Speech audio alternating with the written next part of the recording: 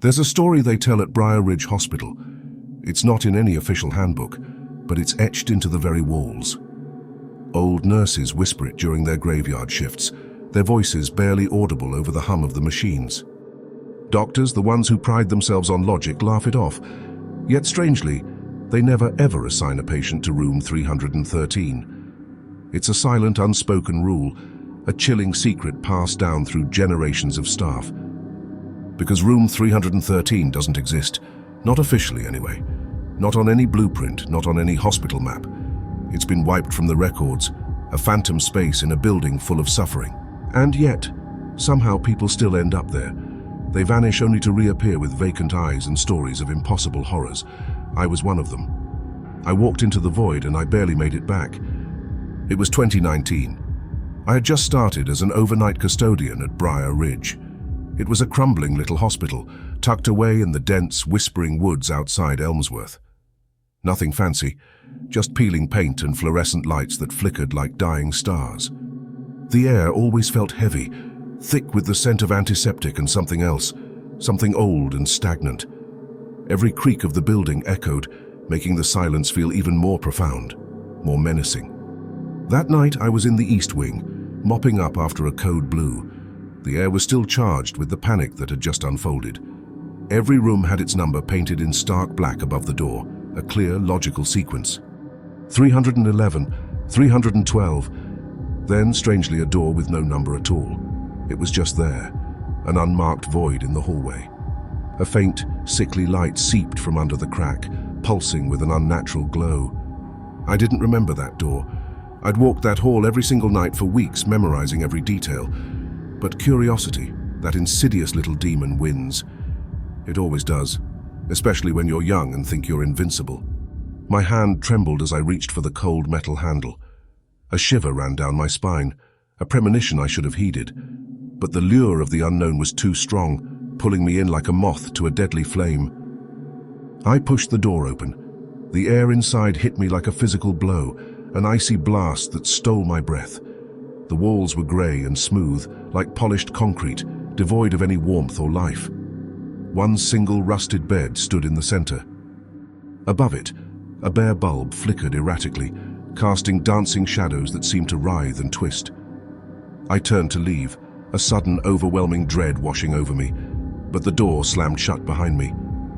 It slammed with a deafening crack, like it had been waiting for me. I lunged, pulling at the handle with all my might. Nothing. It wouldn't budge, sealed shut as if by an unseen force. Panic began to claw at my throat. And then I heard it. A voice. Soft, raspy, barely a whisper, yet it filled the oppressive silence of the room. It was a sound that promised only despair, a chilling echo from a forgotten past. "Don't let them take me again." The words were a broken plea, a desperate, endless loop. My eyes darted to the bed. There was someone under the sheets, a woman. Her skin was pale as snow, almost translucent.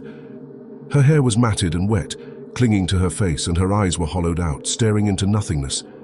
She just kept whispering, over and over, a haunting lullaby of terror. "Don't let them take me again." I stepped back, my heart hammering against my ribs, a frantic drumbeat in the suffocating silence. And that's when I heard the second voice.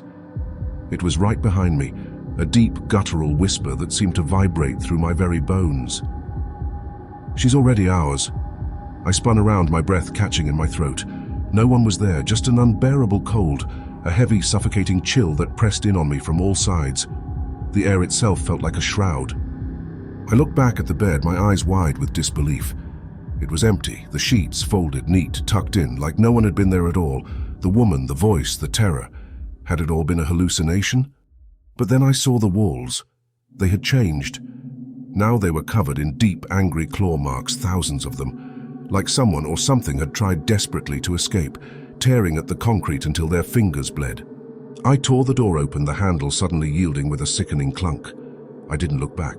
I ran, my lungs burning, my mind screaming. The hallway looked off, darker than I remembered, the shadows deeper, more menacing. I stumbled, gasping for air, and checked the room number above the door I had just burst from. 311, not 313. My blood ran cold. How was that possible? I had been in the unmarked room. When I asked the nurses later, they just laughed.